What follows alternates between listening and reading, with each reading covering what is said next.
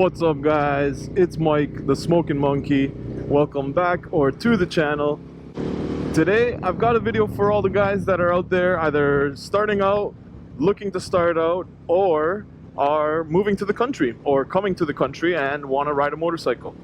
Basically, this is how to get your motorcycle and the different steps involved, as well as the different graduated licenses that we have here in Ontario. I'm pretty sure that it's very standard or very similar throughout all of Canada, but I live in Ontario, so I looked up the Ontario regulations because it's going to be kind of stupid for me to go province by province for you guys and make like an hour-long video.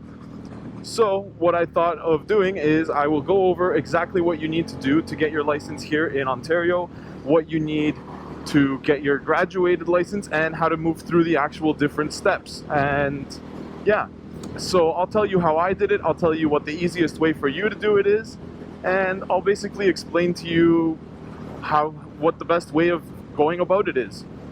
So we do have three different stages or three different steps of motorcycle licensing here in Ontario. The first stage is actually an M1. M1 costs you, I think, around $15 to do, and it only lets you ride for, I believe, 60 or 90 days. I have to double check. I will pull over and give you guys the exact specifics of each level and each stage, but I'm just going to quickly, briefly go over it just so you have an idea. So M1, you get a written test that costs you around $15, and it lasts, I believe, 60 or 90 days. And it is like a learner's permit. So you're not allowed to ride at nighttime. You're not allowed to ride, I believe you can ride half an hour before sunset, half an hour after sunset and half an hour before sunrise. So you can still ride just before the sunset, just before the sun rises and just after the sun sets, but you cannot ride during actual nighttime. The other restriction is you are not allowed to ride with passengers. You have to ride by yourself. And I believe the third restriction is you cannot go over 80 kilometers an hour, or you cannot go on a road that is over 80 kilometers an hour maximum speed. So that basically leaves you with riding the streets in the cities and on the back roads and learning your bike, learning the roads, learning the rules, learning just the ins and outs of riding a motorcycle. Now, I understand a lot of you guys have probably already ridden motorcycles. You either come from dirt biking or you've ridden motorcycles in your own countries, wherever you come from, or whatever the case may be. A lot of people already have prior experience before they hop on their first road bike. The second stage of getting your license is called the M2. The M2 will basically give you the ability to ride with a passenger, ride on any highway or road at any maximum speed or any speed limit, and whatever bike you choose to ride, you can ride. There is no limitations on the type of bike you can ride or the size of bike you can ride. And basically, that's what most people ride with for the beginning of their riding experience or their riding careers, I should call it. I don't know how to say it exactly, but you have to ride with your M2 for quite a bit. I can't exactly remember exactly the amount of months, but I believe it's over a year. I will double check for you guys. Like I said, when I pull over, I have all the specifics, but I just want to give you guys a quick overview right now. But you do get to ride with a passenger. You can ride basically at nighttime, any size motorcycle, any speed. And it's almost the same as having a full license. I don't remember the exact specifications on what the difference is, but then the next step after that is going for your full license. And the test between those two, from your M1 to your M2 and from your M2 to your M, are both road tests. So you will need a motorcycle, and if you do choose to go the route of taking a course, and I'll excuse me, that bump really lodged something in my throat there. If you do choose the route of taking a course and you want to go and do a motorcycle course, and I'll tell you why that's a good idea, you will get to use their motorcycle for the test, and you don't have to own a motorcycle at that time. And a lot of people, when they do their M1, they won't have a motorcycle that they own just yet, and they won't have one that they can borrow or use most of the time. So it is advisable, or it is recommended for you to go and take the course, and you do get a cheaper insurance rate once you do take the course as well. One thing that you should also remember is you probably will have a very hard time getting insurance with your M1. If you do plan on grabbing an M1 and going and riding around and trying to just get yourself familiar with a bike and having your own bike, It's going to be quite hard to get insurance. It'll be quite expensive, and it'll be not that easy for a company to actually say yes that they'll insure you. The main reason being is because here in Canada, what they look at is when you go for insurance is they look at your driving history. So they look at how long you've been driving, they look at what your history is like, if you have any tickets or anything like that, and they also look at years of experience. So how long have you held your license? And well, actually that's the same amount as how long have you been riding, but they look at how long have you been insured. Sorry, they look at years of how many years you've actually been insured since you've had your license. Since you just got your license, that doesn't really apply to you. But once you actually get your M1, it's not going to be easy because you don't have a driving record. You don't have a record of showing that you have good habits and you don't get tickets because you're fresh. You don't have any history. And the second part of that, the problem being, is you're not going to have any kind of actual experience. You're going to be able to tell them that, yeah, I got my license a month or 2 months ago, and that's not really going to be very helpful in your situation because that's not really any experience. So they're going to give you a really big rate, a really high rate, and unfortunately here in Canada, insurance rates are really stupid. They're pretty expensive, which is why I ride an SV650. If I had the choice, I'd be riding a Super Sport. I'd have either a GSXR or a CBR-RR, something along those lines. But the insurance on those is 3 to 4 times what I pay on this. And I already pay quite a bit, so I don't want to go and push my luck just yet. I will get one eventually, but I know that at this time, it is too expensive to go out and just pick one up and do it at my age. I'm still 29 years old, so I'm still not that old, but unfortunately, they are giving me still high rates. So until you're around 30 years old, you're going to be getting crazy rates here, which I'm guessing most of you guys starting out are. There's a lot of guys that are starting out later on and they have a driving history with their car. So that's a lot better for them. They'll get a better rate. But once you're starting out on a motorcycle and you're fresh, you get a pretty shit rate. The other thing that I will mention is it's going to be a lot easier to take the test when you do go and take the course. And what's the reason behind that? Well, because when you go to take the course, they want you to pass the test. How many people are going to go take their course if they say, oh yeah, I took the course and I failed at the end? No, of course not. Not everybody passes. I had 2 people out of the 40 people that were with me fail, but most people do pass, and they make it quite easy because the test is a written test. So you're actually on the bike and you're riding, and they'll tell you, okay, ride from this checkpoint to that checkpoint. And if you go to do the test with the ministry, they're not telling you that you have to go and shift. They're looking for you to shift from first to second and then back to neutral, put 1 foot on the ground while still holding the brake in neutral on the stopping pad or whatever the area that they want you to stop in is. So that is kind of confusing because they'll tell you ride from here to there. Okay, but they're not telling you what they're looking for. But when you go to take the course, they'll tell you, okay, what they're looking for, what we're looking for is for you to do this, this, and this. And you'll be able to know exactly what to do during that section of the test. And the best part is the course people that teach you, the teachers or the instructors, they're the people that actually give you the test. They're the people that will test you.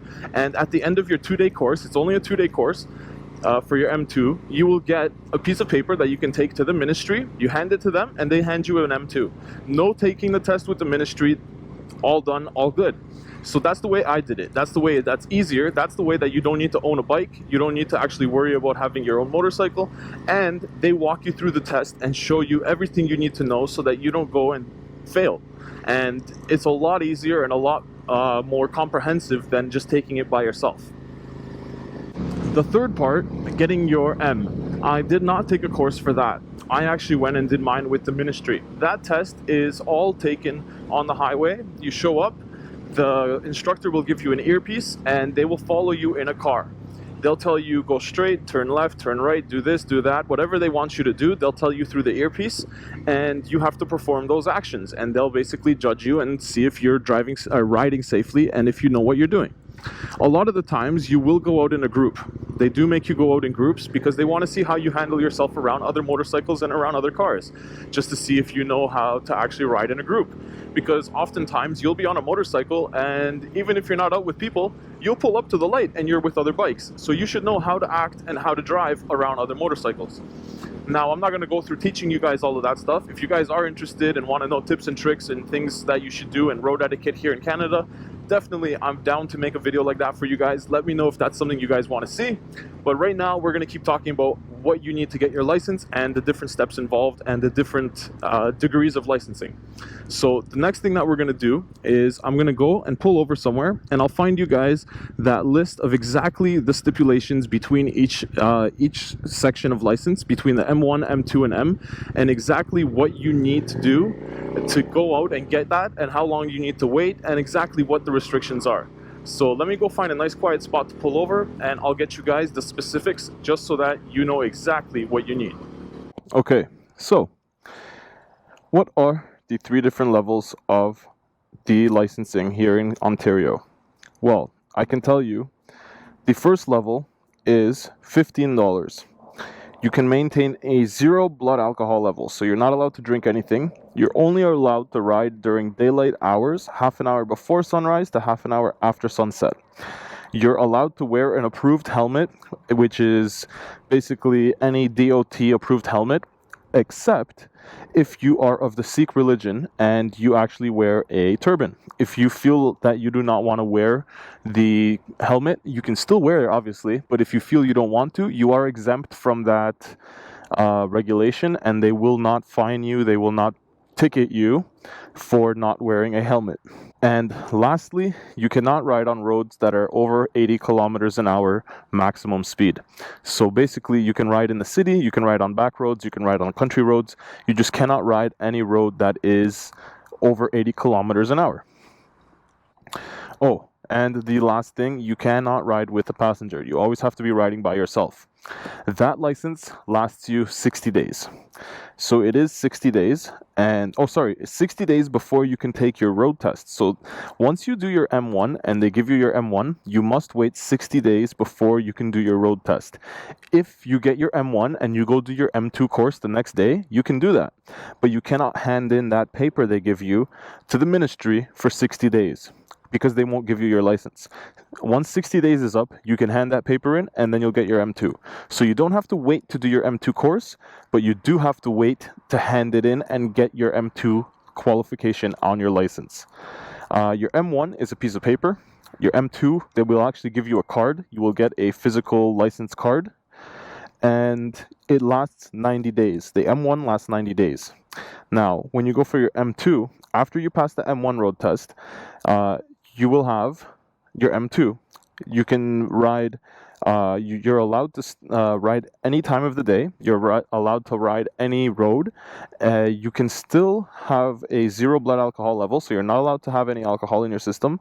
And you can take the full road test after 22 months.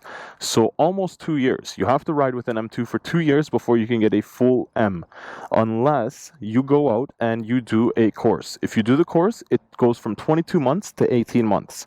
Then you're allowed I can't remember the exact blood alcohol level, but then you're allowed the same amount as with a regular vehicle, with a car.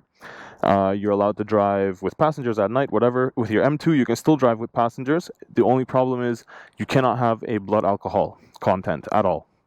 And I didn't take the course. I waited the 22 months. But if you do take a motorcycle safety course, you can do it in 18 months. So to break it down real quick, once you do your M1, you get it for 60 days. You can go do your course right away. After 60 days, you get it for 90 days. After 60 days, you can hand it in. Once you hand it in, you get your M2. Your M2, you can ride with a passenger, you can ride at night, you can ride any road, any motorcycle, anything you want, except blood alcohol. You cannot drink. That you can do. That lasts 22 months unless you take a course. If you take a course, it's 18 months. Then you take your full riding test and you have your full license. Then you just renew it every 5 years, just like you would renew your regular license. It is actually one card. It's on the same card as your driving license for your vehicle, for your car. And it is one card. It just gives you another classification on that card so that it shows that you're qualified to ride motorcycles. And that's it. So if you're in my situation where you have a full license for your car and a full license for your motorcycle, all you do is renew that every 5 years for the rest of your life. I think there is another test they give you once you're like 80 or 85 or something like that. And that's basically it. That is what it takes to get your license. That is what it takes to go through the different stages. It isn't that hard. I'm telling you right now, if you do take your motorcycle course for your M2, from your M1 to your M2, it makes it a ton easier, and it will actually smoothen out the process for you, and you don't have to have your own motorcycle. Then you can worry about getting your own bike and getting insurance and getting all of that once you have your M2. And that's basically my best advice that I could give you, is take the motorcycle course. They cost around $500, but they take 2 days, and you're almost guaranteed to get your license. Unless you're like a really, really horrible driver, and I'm not talking about never being on a motorcycle. You can never be on a motorcycle in your life, take the course and pass. But I'm talking about if you're really horrible, like you really don't know how to balance, or you really don't know how to ride a bicycle, because that's all it takes. You need to know how to ride a bicycle. That's the pre-qualifications they tell you. If you can ride a bicycle, they'll teach you how to ride a motorcycle. So anybody can do it. That's my biggest recommendation, is take the course. 100% go for the course, and you will be on your way to getting your full license quicker than you know it.